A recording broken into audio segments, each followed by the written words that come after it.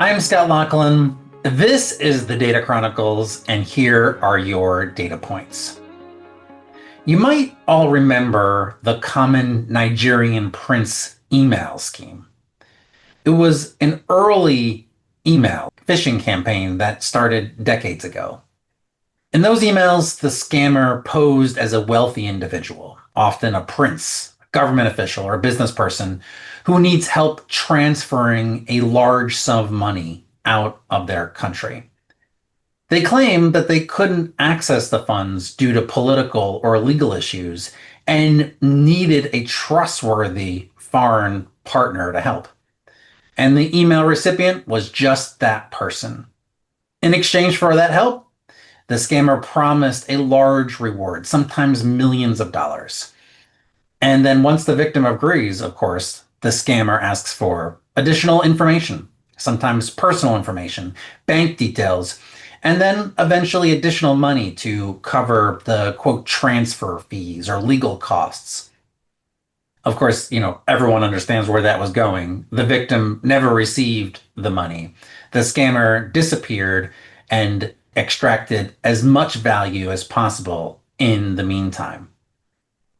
Once a clumsy email campaign from a mysterious royal promising millions, that scheme has now morphed into a sophisticated phishing campaign, fraudulent bank transfers, fake investment schemes, romance cons that together cost victims billions of dollars every year. And it remains a big, big problem for businesses. And it's the focus of today's episode of the Data Chronicles. There is a lot to discuss here. Everything from current tactics and schemes, how to identify the fraud, and how to prevent it. But I want to make sure that we also cover something equally important. If you've been the victim of one of these campaigns, can you get the money back? To discuss those questions, I've invited two of my colleagues to the podcast. Byron Phillips is a litigation partner in our Hong Kong office, and Lauren Berkebile, a senior associate in our New York office. Byron and Lauren have together worked many of these incidents, including doing something that many people conclude is impossible, getting the money back from the criminals. Byron, Lauren, welcome to the podcast. Great to be here. Thanks, Scott. Thanks for having me. Excited. So, Lauren, maybe we can get the conversation started by just giving our listeners a perspective on the different types of schemes that we have seen. In particular, how are we seeing these fraudulent campaigns initiated? Who are they targeting, and what are they looking for? Yeah, that's a great question. I think, to level set too, we've seen an evolution here since this, first cropped up a number of years ago to kind of what we're seeing now in far more sophisticated schemes using much more advanced technology. But just to kind of very briefly take us back for a second, we've all heard of the typical gift card variant, right? Where you had a bad actor who would be posing as, say, a senior official at an organization and would email someone that's maybe a little bit lower level at the organization saying, you need to buy all of these gift cards right away. We're giving them out as awards. So that was, I think, a number of years ago, what we were all kind of thinking of when we thought of digital fraud with a monetary component. Obviously, we've gone far above and beyond that at this point, where we have, groups of bad actors or fraudsters who are kind of effectuating these more sophisticated schemes that really, I think, we're seeing a big wire fraud component to. So a couple of different variants, I think, to talk about in that space. We have, for example, the direct deposit variant, is one example, but then kind of moving into the bigger wire fraud space, what we're seeing here now is kind of fraudsters using advanced techniques to kind of perpetrate this cyber fraud. We're seeing, the basic phishing and business email compromise methods still in play, and the industry is well aware of that. And I think there's also kind of knowledge in the industry at this point that AI is more actively being used And again, we have these increasingly sophisticated or even targeted schemes. What kind of immediately comes to my mind when I think about the current techniques at play is the use of like AI generated audio or video to, for example, impersonate a key player at an organization. So someone in the C-suite, somebody that'd be viewed as being able to give a wire authorization. So, this is kind of the deep fake example. And, we've all seen kind of AI audio and video recordings online now and how kind of increasingly real they've been becoming. So using this AI technique to really kind of enhance the ability for a fraudster's scheme is becoming easier to do and more frequent. I think the last thing I just want to point out with kind of techniques that we're seeing now, of course, I just talked through kind of the use of AI to actually perpetrate the fraud, but there's also AI being used on the front end of the scheme. So, for example, a fraudster can use AI to run research on victims to help kind of enhance impersonations or kind of enhance a phishing attack. And then we're also seeing AI being used, for example, like an AI chatbot to help engage in more natural sounding language. So, kind of gone are the days where, an email would be so suspicious because the language wouldn't be quite right. You would notice all of these errors. But with the use of AI, the fraudsters are really able to kind of help eliminate that. So the fraud is much more difficult to detect. I mean, Lauren, I think that's really kind of a fascinating overview. And in particular, you used a word early on, which kind of really stood out in this, and that is the evolution of this particular threat. And I remember in the 1990s when I had my first email account, I was very excited to receive emails that said this was from the Prince of Nigeria, and all I had to do was wire $200, and all of a sudden I would, make my fortunes. Or I had a long lost relative who was ready to bequeath me a big portion of her estate if only I would be able to provide my social security number. So obviously, we have moved quite far from those types of things. And now I hear you describing areas where this is no longer just like the spray campaign, I'm going to shoot these emails out to as many people as possible in hopes that one or two fall victim to the fraud, in which case I get my payday. Now, it sounds like it is much more targeted. It is much more specific. It is much more individualized to perpetrate that type of fraud. And it's using technologies that certainly didn't exist 30 plus years ago when I first started getting these emails, but now are increasingly more difficult to identify because it's no longer asking for a gift card. It now looks like it's an email from a top executive or in a voice from a top executive. And it is creating much more specific, personalized campaigns that are not easy to pick up as fraudulent. Like the Spidey sense doesn't immediately go off that this is fraud. I mean, is that kind of your view on this? Absolutely. I think that's a great way to sum it up. And one thing I kind of want to talk more about too is, Scott, you mentioned, back in the 1990s where you get the generic email to you and, it's asking for your information. I think one key piece to point out is kind of that personal information piece. And what I mean by that is the public availability of information. I'm going to say both at the organizational level, but also the individual level is kind of also helping fraudsters better effectuate these schemes.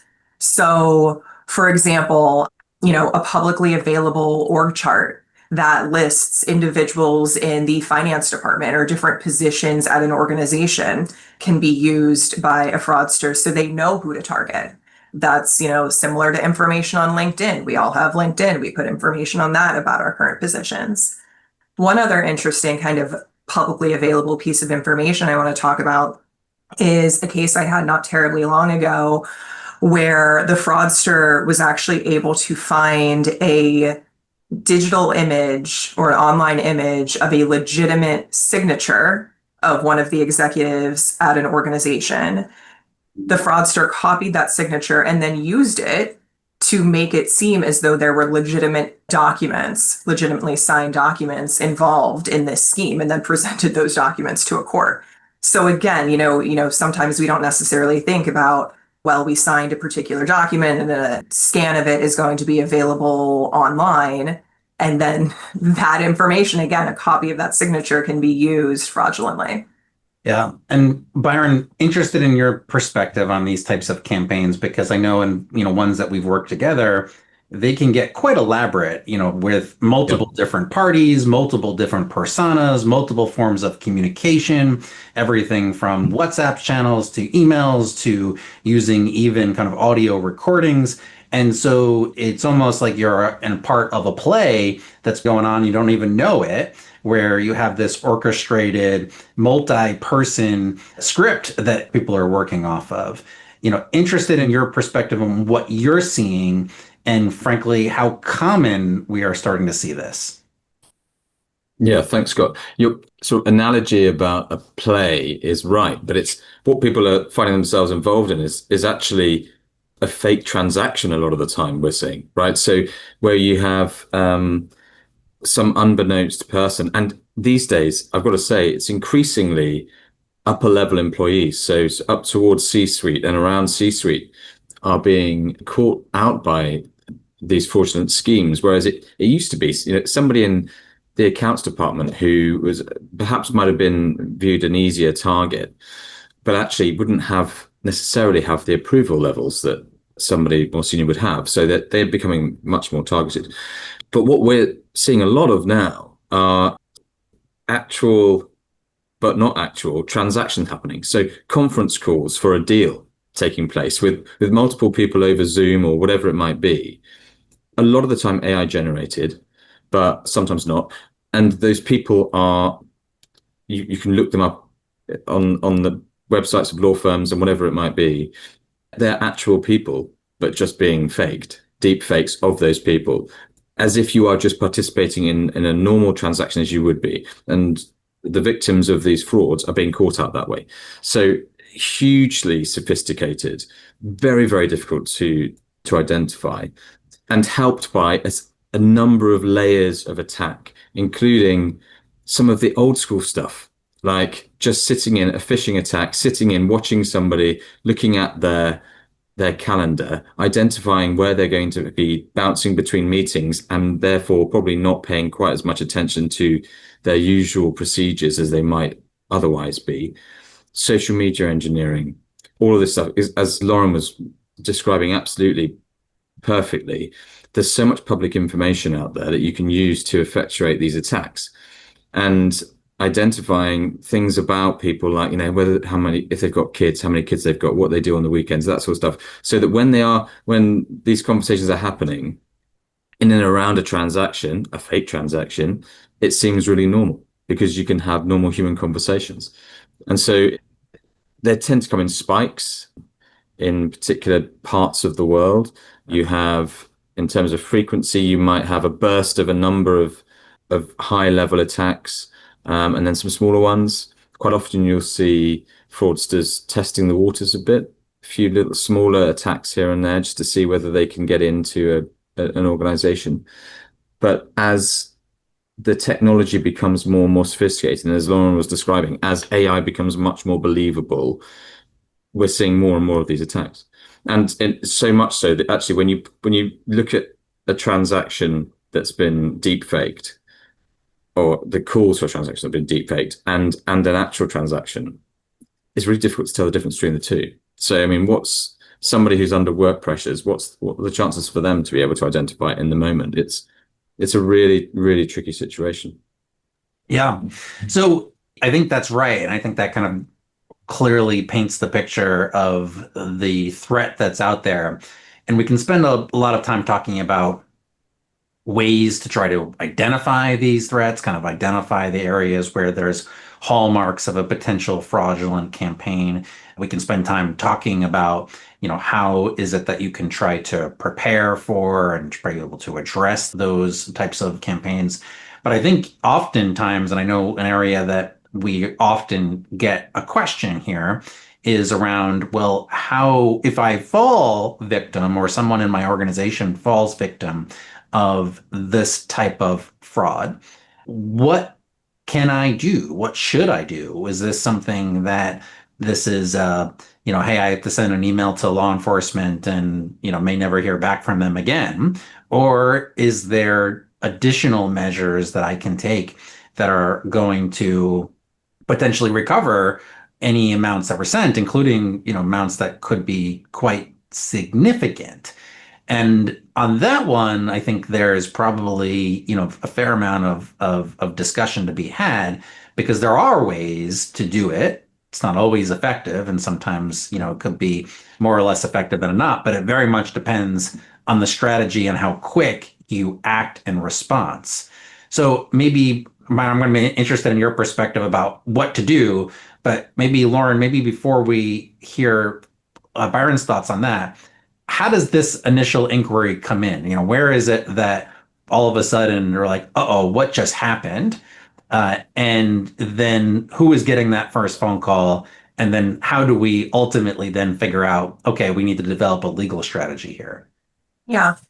Well, it's interesting because I think sometimes, and I know we're not getting a ton into detection today, but I think one key piece to point out is that sometimes these fraudulent transactions may not be detected until the fraudster tries to push for more, right? There is the initial fraudulent transaction that successfully goes through.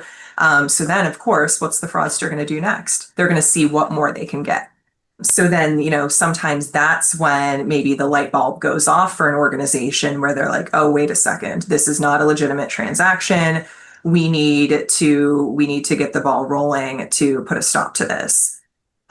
Typically, the way that I've seen it kind of come in, especially for the past couple of cases that I've worked on, is that once an organization is aware or suspicious of a transaction, there's an internal call to their legal department or to, and then their legal department very often will contact us, right? It's the very quick, frantic phone call of, we're not exactly sure what happened, but we think it's something very bad with a high value amount. What do we do? And can you fix this? Essentially, we don't have a ton of information up front, but then what we can do is take it from there. And I think, Scott, the speed that you mentioned earlier, I think for initial recovery, it really is kind of an every second counts type of scenario.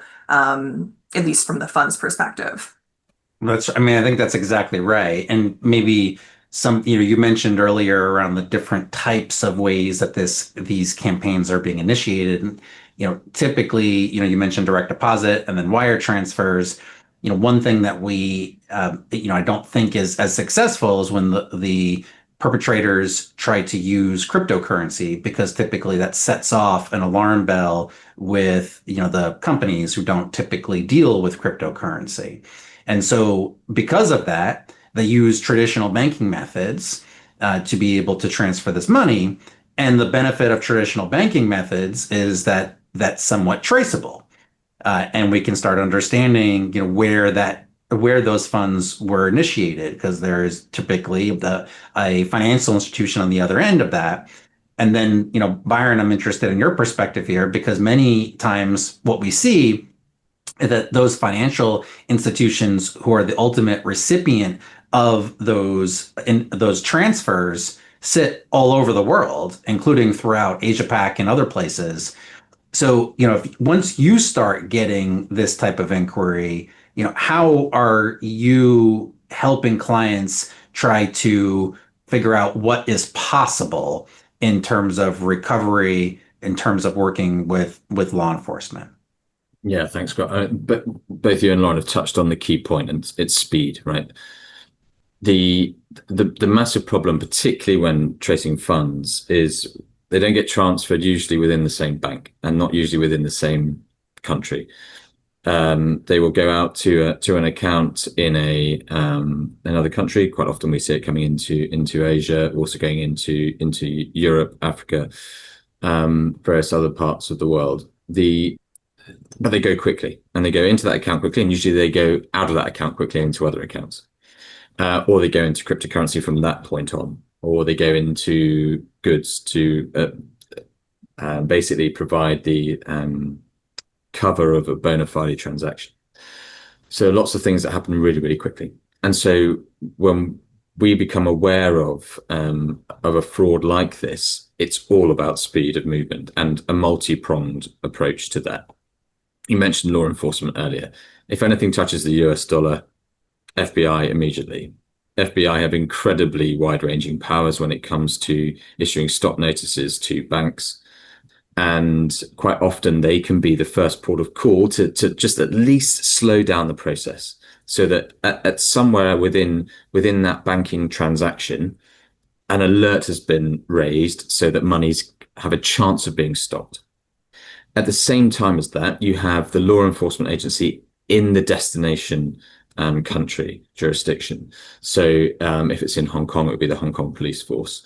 And a joint task force that they have with customs, and you make your reports to them as well. Because usually in the destination jurisdiction, those authorities also have powers and tools to compel banks and similar institutions, which include cryptocurrency exchanges, to place restrictions on the transfers of funds or assets.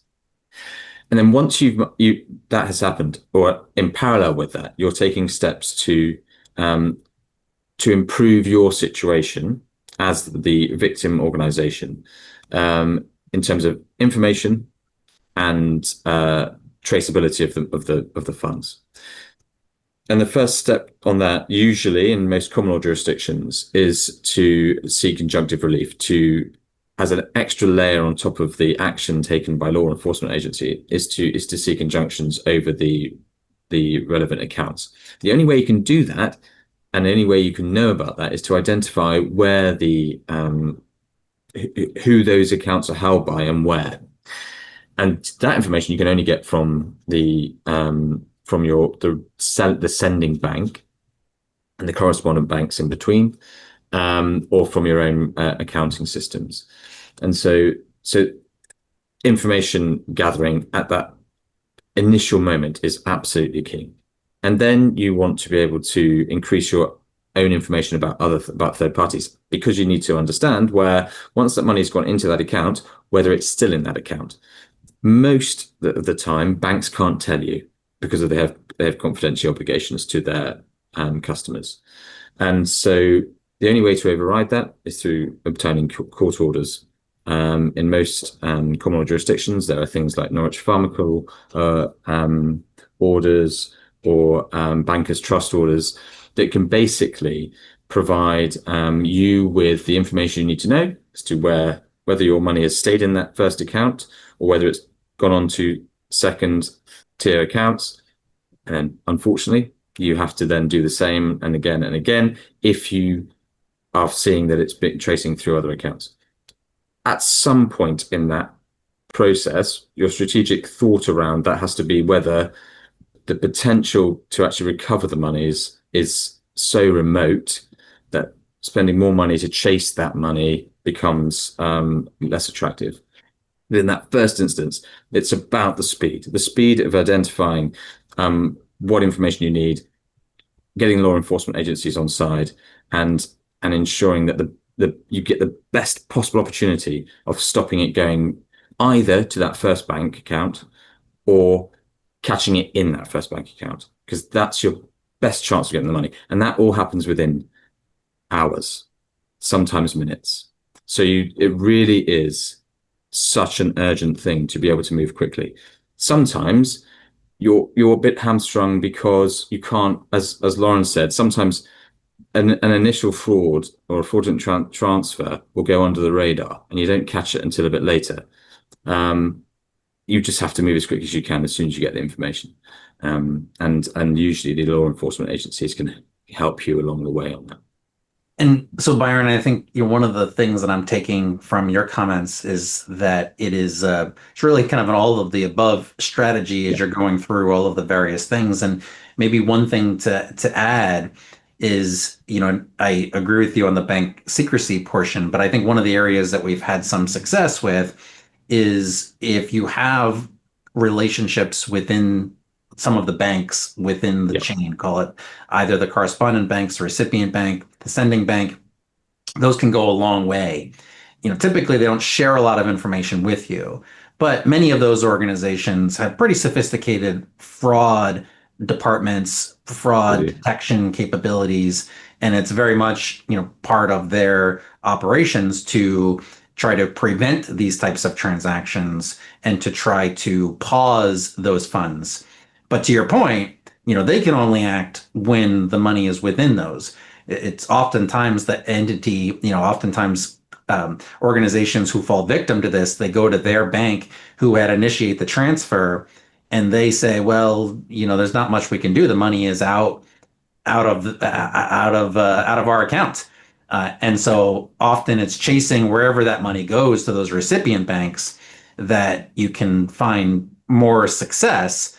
But that is often they have a process, and the process can be like submitting this particular form, and you never know what happens to that form, and it takes forever to feel like you know where things are happening because the organizations don't move particularly fast. But that to me, the way of solving that is usually through those relationships where you can kind of help, connect some dots immediately that are not being connected. Absolutely. Completely agree with that, Scott. We are able and in a very fortunate position to be able to leverage those relationships often within banks, within exchanges. And like you say, they're not able to give you information about the account, but what they can do is they can raise flags internally. And that can be the difference between, particularly if you've already got law enforcement action taking place, the difference between losing a significant amount of money at the get-go and having a chance to stop it going further. And like you say, the banks don't want to be known as conduits for fraudulent activity, right? It's within their best interest to stop that happening. And so it's a two-way dialogue that is really, really important when you're trying to trace down these monies. So One other quick go ahead, thing, Lauren. jump in, kind of an added layer of complexity for the banks. Again, kind of depending on the level of sophistication or criminal enterprise of the fraudster, the banks could be put in a position where the victim is contacting the bank saying this is what happened. But then there's also, for example, legal counsel for the fraudster who is also contacting the bank and trying to prove a different story. No, don't freeze the account. This was a legitimate transaction. The victim doesn't know, or the, alleged victim doesn't know what they're talking about. So then I think it points back to what Byron already spoke to with legal process and the kind of importance of that component. And that, banks really may be in a position where they need to see formal legal process to take further action. Yeah, I think it's a really 100%. good point, Lauren. And maybe Byron, I'm interested in your perspective on outcomes that you have seen, following that legal process. Because, I think many would look at this and say, well, maybe there's nothing I can do. But I think your experience is different than that. There is positive outcomes possible depending on the strategy, the timing, the relationships that you have to be able to perhaps recover some of these defrauded funds. No, definitely. I mean, you need a bit of luck along the way for sure. You need things to fall in place for you, but if you move quickly enough and you have all of those processes in place and you ensure that you are seeking the legal process that you require to be able to stop monies on top of the added layers of law enforcement work and relationships with the banks, it can be done. And we've recovered millions and millions of dollars and pounds and euros over the past few years for clients where you might have thought that actually it would have been a lost cause. You never know, and it's absolutely worth going through that initial process of identifying where monies might have gone to, and trying to pull together all of those threads to stop it being moved forwards, moved further. And sometimes it's a real surprise where the attack has happened and there's been maybe a week, 2 weeks, not usually more than that, has already passed, and you might think, well, it comes down to a balancing act as to the value that's been lost and the cost that there might be in terms of trying to recover. But sometimes you are surprised that actually you can recover monies fairly easily if you go through those processes, that you have all your ducks in a row and you really pursue that rigorously. It can be done. There is light at the end of the tunnel. It's rare that you capture everything, to be frank, because that's most of the time the fraudulent actors don't just take one chunk of money and send it to one place. What they do is they ensure that there's money going lots of different directions, different jurisdictions, and in different quantities. So they just try to convolute the process as much as possible, knowing that it's a game of speed, and you're slowed down if you're trying to chase the monies in lots of different places. Yeah, I think that's an important point. And maybe the other, area that I think, companies who fall victim to these campaigns can help with is being able to gather information to be able to assist law enforcement's efforts to try to shut down some of these campaigns, including being able to go after the perpetrators of this, because, typically these are not just the criminals here are not just one-time actors and they do this once and then they retire on a beach. This is what they do over and over and over again. And the more that this becomes transparent to law enforcement, and the more evidence that law enforcement can have about the ways that they can approach this, the more likely that we can be able to take down some of these rings. And we're seeing that right now in a variety of different cyber processes that, while it took some time for there to be a law enforcement action that was visible to the victim, we are seeing that where law enforcement, after building out the case, are able to recover either data or digital assets, areas of potential money, when they were having that robust set of information available to them. And that really requires not only the evidence, but the collaboration between the private sector and law enforcement, and frankly, the law enforcement organizations across multiple jurisdictions, to be able to create and share information to be able to identify, detect, and then ultimately, hopefully, apprehend the perpetrators of these. Yeah, that's absolutely right. And your point about the fact that these are, they're not just one stop shop. Have a pop at a fraud and hope you get the money and that's it. Situations, these are organized crime syndicates, career criminals. That they know what they're doing. But sometimes the benefit of that is they're pretty commercial about it. So if they won't, quite often they won't fight back so much if you do take steps to actually freeze accounts in that first tier, because they're like, okay, fine, a bit of that's come off, that's okay. I'm doing another 15 of these this week, so it's going to you win some, you lose some, and they move on. Their biggest issue there is to make sure that their addresses are masked, IP addresses are masked, and there's no blowback on them.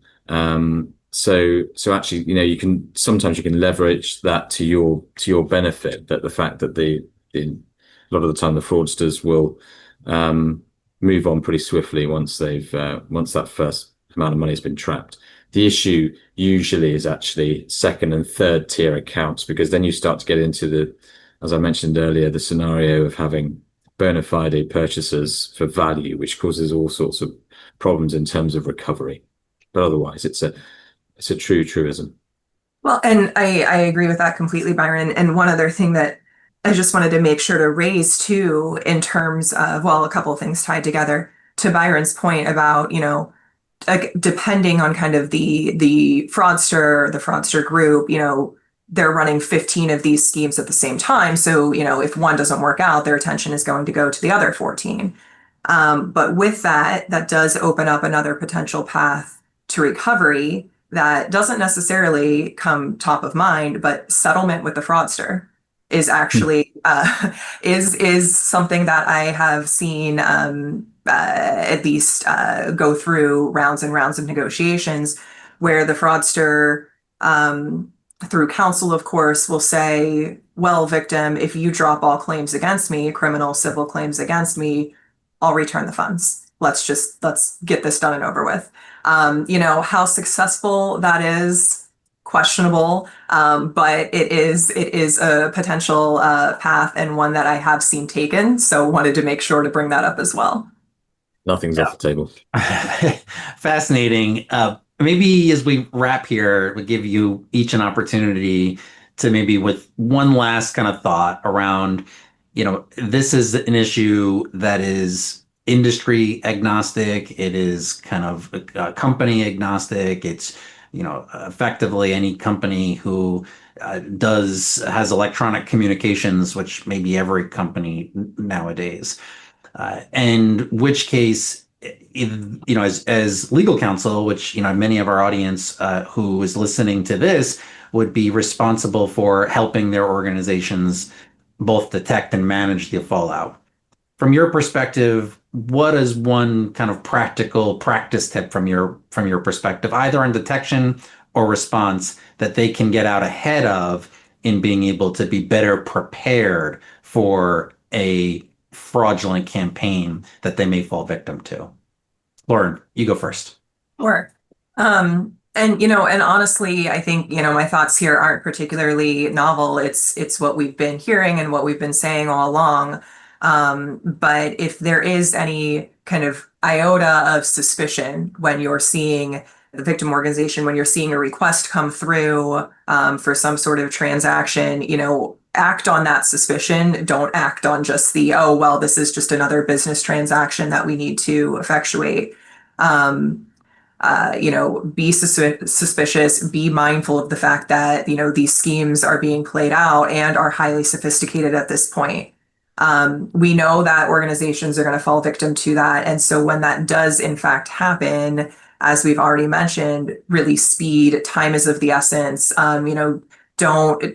This is not a position where you try to cover your tracks because you did something wrong. This is call the folks in your organization that you need to call so then they could get in contact with us as quickly as possible and we could get that ball rolling. Yeah, really good pointer there. You live in New York City, and I'm reminded of the "See something, say something" slogan. I think that well applies in this context. You got it. Byron, what are your thoughts on this? I mean, I just totally agree with Lauren on that. I mean, and I think what's important about that is to build a culture in your organization that people feel comfortable to put their hand up straight away and say something's gone wrong, and we need to do something about it. Quite often, you can say to your blue in the face to somebody, well, you should, as soon as you see something is a bit off and you think you've made a mistake, raise it. People are terrified of doing that. But if you build a culture in the organization that gives people the comfort that they can say, do you know what, something terrible has just happened. I think we've been tricked. I think I've been tricked. We need to move quickly. That makes life so much easier. And you will end up saving and mitigating risk far more than you realize. It's so much about having that comfort to actually raise your hand and say, oops. Yeah, bringing down like the personal defenses that probably naturally everyone has of, oh, I screwed up in this particular situation. Because as you both have indicated, speed and information are key to making this something that you can recover from. And personal defensiveness is basically the enemy of both information and speed. Yeah, and not good for your mental health, are they? Well, I really appreciate the insights that both of you have shared with our audience today. And I thank you for joining the podcast. Thank you very much. With that, Enjoyed it. I'm Scott Loughlin. This is the Data Chronicles, and those were your data points.